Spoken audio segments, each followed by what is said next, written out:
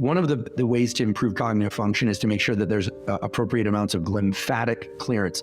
The brain has its own lymphatic system. This lymphatic clearance happens during sleep. One way to enhance it is to have the feet slightly elevated, 10 to 15 degrees. I put a pillow under my ankles when I sleep at night. Usually in the middle of the night, I realize I kicked it away or something like that. But feet elevated naps of about 10 to 15 degrees are very useful. It increases the lymphatic clearance. There's beautiful data to support lymphatic clearance as an important process. There are great data from the Nobel Prize winning neuroscientist Eric Kandel's lab at Columbia showing that when we do certain forms of exercise, there's a hormone-like molecule that's released into the bloodstream called osteocalcin. Osteocalcin is known to provide support to neurons in a brain area called the hippocampus, which is involved in learning and memory. The 150 to 180 minutes of zone 2 cardio per week will support overall brain health and function by way of improving blood flow.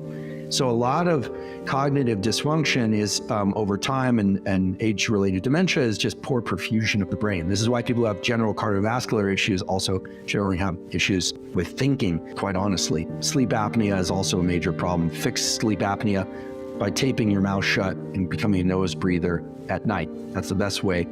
People, again, the excess weight issue is not just fat weight, it also is muscle weight. So this is also why bodybuilders are always dropping dead. A lot of them are just asphyxiating themselves in sleep, which is terrible, but that's a niche population. But for most people, not sleeping on your back and not carrying too much weight in the neck and in the torso is going to be helpful.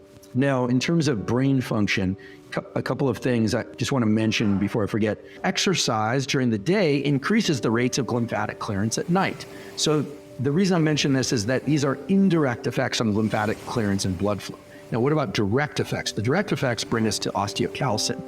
And the direct effects of exercise on brain function and health actually come from stimulation of the skeleton and load-bearing exercise. And this is something that I think is underappreciated.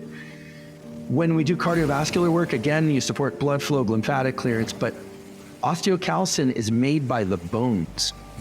Wow, hormone that's made by bones that's released into the bloodstream and then goes to the brain and improves brain function.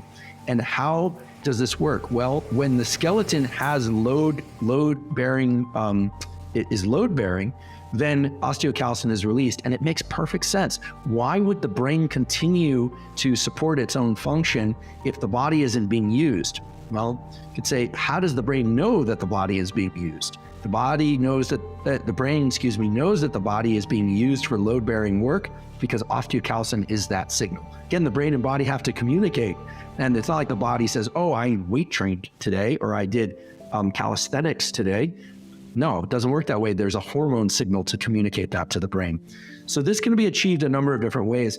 I actually think body weight exercises can be quite good. There are a couple of online sources that, I think the incredible work that Ido Portal is doing, IDO Portal, he's big on this movement.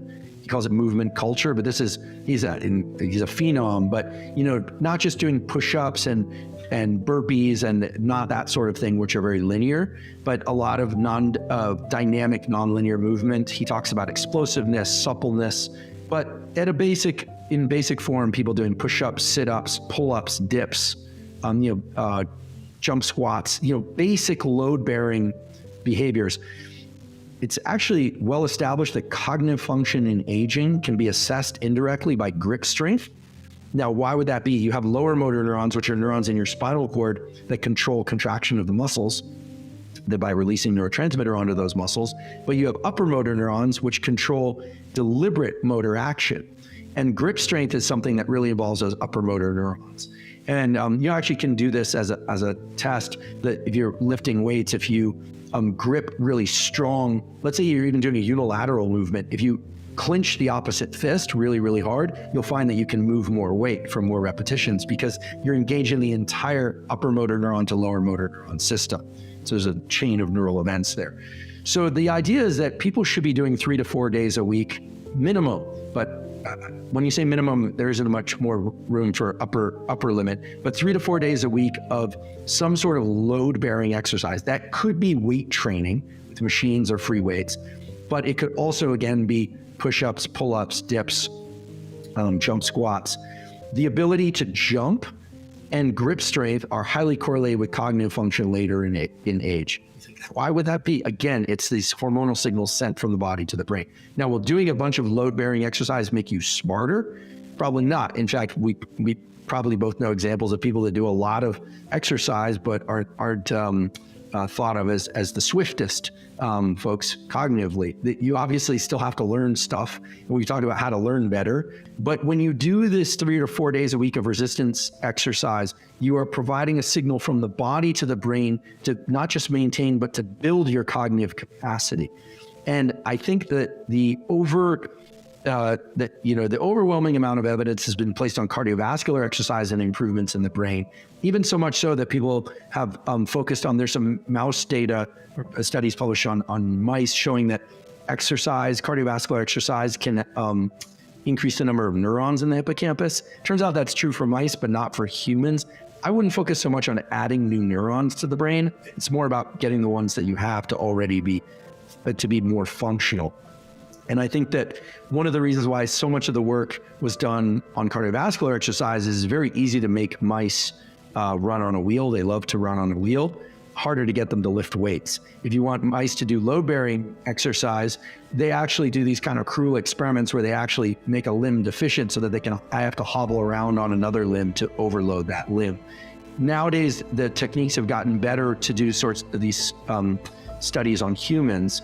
And just one more incentive for doing load-bearing exercise, there's a beautiful paper published this last year showing that when people do resistance exercise, a little what's called a microRNA, which are little tiny RNAs, as the name suggests, actually are released in little vesicles, little bubbles from the muscle and travel to the body fat and help facilitate burning of body fat. So resistance exercise has obviously effects on caloric burn that can indirectly support fat loss in states of, subcaloric intake, but resistance exercise itself facilitates lipolysis, the usage of body fat for energy. So many reasons to both do cardiovascular work, 150 to 180 minutes a week minimum, and to do 3 to 4 days a week of resistance exercise. And it doesn't have to be excruciatingly hard or heavy. It does have to be effort, but it pays off through this osteocalcin system.